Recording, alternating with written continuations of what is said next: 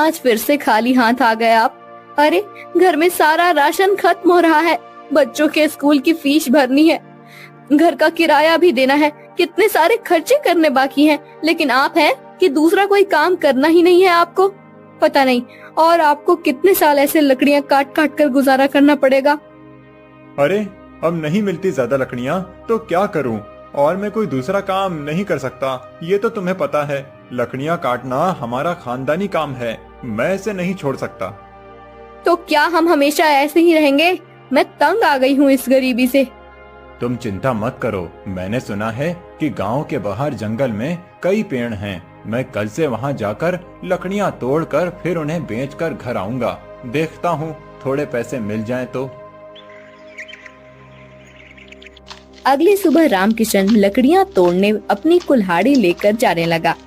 अनीता, कुछ खाने को दे दो, साथ लेकर जाता हूँ। जंगल के बीच पता नहीं कितना समय लगेगा। जी, सब्जी तो नहीं है, सिर्फ सूखी रोटी है, वही ले जाइए। रामकिशन जंगल में आ गया। वह आकर, अरे वाह, यहाँ तो बहुत बड़े बड़े पेड़ हैं। मुझे पहले ही यहाँ आना चाहिए था। अगर पहले आ जाता तो ज्यादा लकड़ियाँ काट कर ज्यादा पैसे कमाता। अनीता की शिकायत भी थोड़ी कम हो जाती। चलो कोई नहीं, पहले नहीं तो अभी ही सही। चलो काम पर लग जाओ रामकिशन। रामकिशन लकड़ियां तोड़ने लगा। बहुत देर लकड़ियां तोड़ने के बाद वो थक गया और बैठ गया।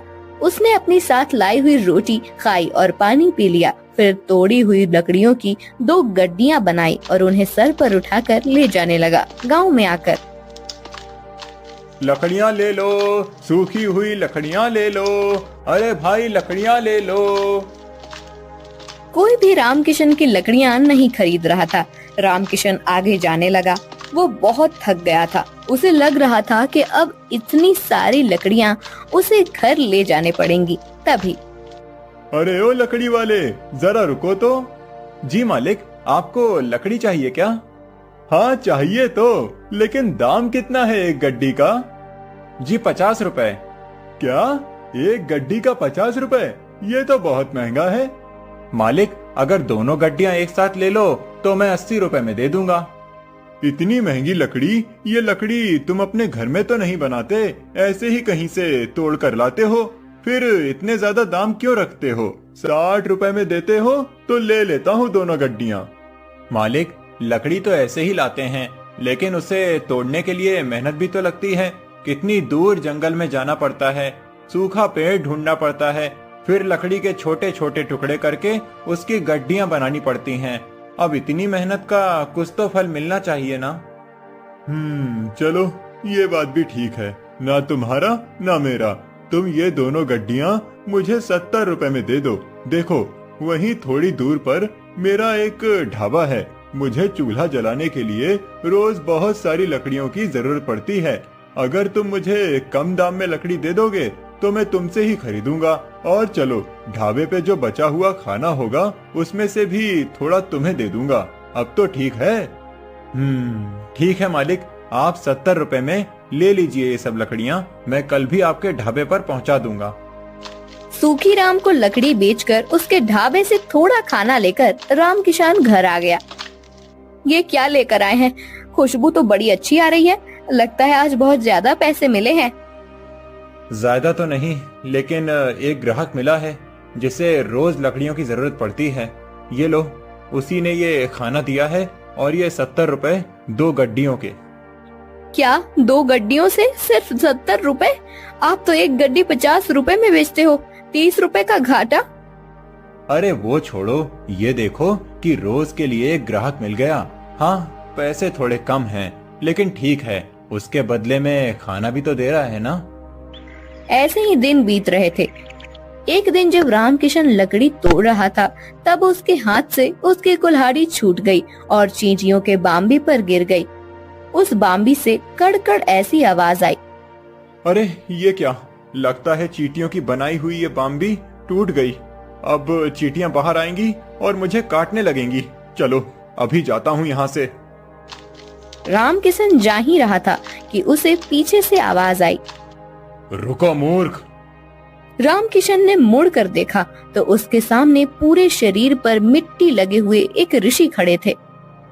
मूर्ख, तूने मेरी बरसों की आराधना को तोड़ दिया है।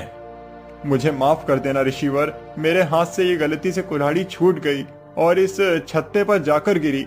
मुझे लगा कि अब ये चींटियां बाहर आकर मुझे काट लेंगी, इसीलिए मैं भाग रहा था। तुझे क्षमा नहीं, दंड मिलेगा। मैं तुझे श्राप देता हूँ कि तू अभी के अभी एक कौवा बन जाए। नहीं नहीं ऋषिवर, मुझे ऐसा श्राप मत दीजिए। मेरे घर पर मेरी बीवी बच्चे हैं, अगर मैं कौवा बन गया तो उनका क्या होगा? क्रोध में आकर मेरे मुख से तुम्हारे लिए ये श्राप निकल गया। अब मैं उसे वापस नहीं ले सकता, लेकिन तुम्हें उसका निवारण बता सकता हूँ। जब भी किसी पुण्य आत्मा के हाथ से तुम खाना खाओगे, तब तुम अपने असली रूप में आ जाओगे। लेकिन ऋषिवर, आप भी तो पुण्य आत्मा हैं। मैं एक ऋषि हूँ। तुम्हें एक ऐसा पुण्य आत्मा ढूंढना है जो बिना किसी स्वार्थ के छोटे से छोटे जीव के प्रति जीव दया रखे। ऋषि के श्राप की वजह से रामकिशन कौवा बन गया। कौवा बनते ही रामकिशन हवा में उड़ने लगा। हे भगवान, ये सब क्या हो गया? अब मुझे कहाँ मिलेगी ऐसी पुण्य आत्मा? रामकिशन उड़ते हुए एक नदी के किनारे पहुंचा। वहां उसने देखा कि कुछ लोग काव काव ऐसे बोलकर कौवे को बुला रहे थे। उनके सामने खाने की चीजें रखी थी। अरे वाह, लगता है ये लोग कौवे को बुलाकर खाना खिला रहे हैं। चलो जाकर देखता हूँ, शायद इनमें से ही कोई वो पुण्य आत्मा हो। रामकिशन वहां आकर थाली में रखा हुआ खाना खाने लगा। अरे ये क्या, इन लोगों ने तो खुद मुझे बुलाया था। वैसे तो लोग कौवे को देखकर उड़ा देते हैं। मैंने तो यहाँ खाना खा लिया, लेकिन फिर भी मैं कौवा ही बना हूँ। चलो कहीं और जाकर देखना पड़ेगा। रामकिशन वहां से उड़कर आगे जाने लगा। आगे जाकर रामकिशन सूखी राम के ढाबे के पास चला गया। अरे मैं कितना बुद्धू हूँ। सूखी राम तो रोज मेरे और मेरे परिवार के लिए खाना देता है, तो उससे बड़ी पुण्य आत्मा तो कोई और हो ही नहीं सकता। देखता हूँ कि कब सूखी राम बाहर आकर खाना डालता है। उसके हाथों का खाना खाकर तो मैं तुरंत ही फिर से इंसान बन जाऊंगा। रामकिशन वहीं एक पेड़ के टहरी पर बैठकर इंतजार करने लगा। कुछ देर के बाद सूखी राम हाथ में कुछ थालियां लेकर आया और उसने उन थालियों को बाहर धोने के लिए रख दिया। सूखी राम के जाते ही रामकिशन ने वहां आकर थाली में बचा हुआ खाना खा लिया, लेकिन फिर भी वो वैसे के वैसे ही था।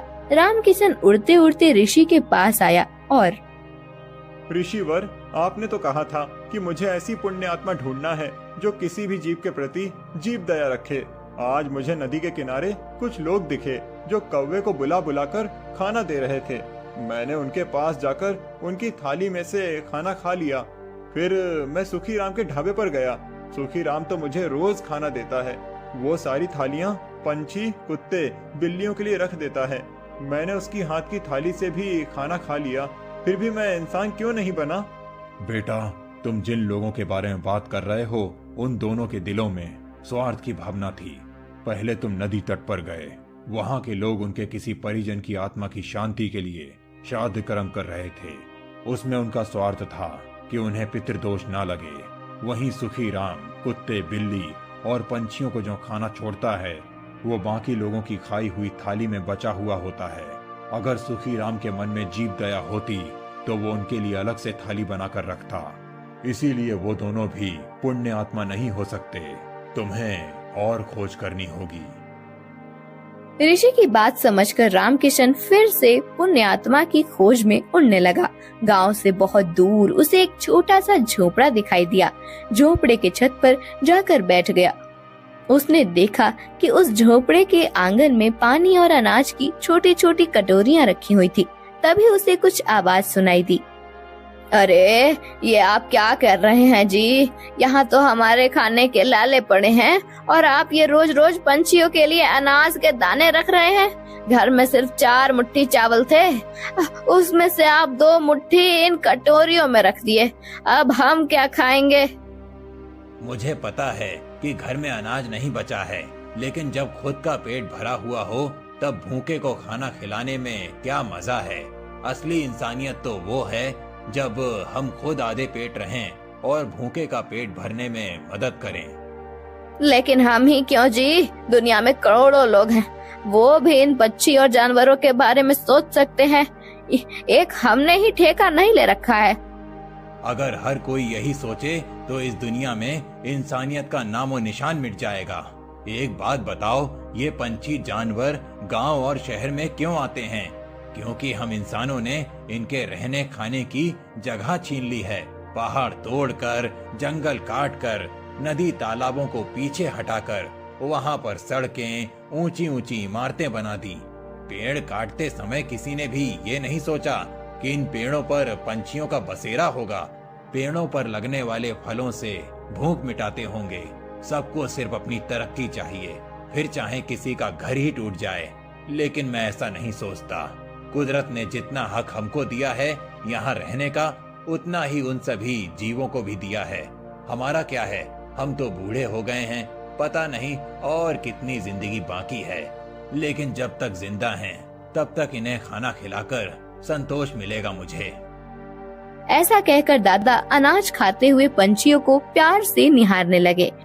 रामकिशन भी नीचे आकर उनके रखे हुए एक कटोरी से खाना खाने लगा। अनाज का एक दाना उसके मुंह में जाते ही रामकिशन पहले जैसा बन गया। उसे ऐसे अचानक देखकर, अरे ये क्या, कौन हो तुम और ऐसे अचानक कैसे प्रकट हो गए? आप सच में एक पुण्य आत्मा हैं। मैं आपको सब बताता हूँ। पहले मैं आपका धन्यवाद करना चाहता हूँ। आपकी वजह से मैं असली रूप में आ गया। आपका बहुत बहुत धन्यवाद। फिर रामकिशन ने रिसीवर वाली सारी कहानी दादाजी को बताई। ऐसी कोई बात नहीं बेटा, मैं तो सिर्फ अपना कर्म कर रहा हूँ। नहीं बाबा, आप नहीं जानते कि आपने मुझ पर कितने उपकार किए हैं। आपके दिल में सच में बहुत जीव दया है। रामकिशन खुश होकर अपने घर आ गया। उस दिन के बाद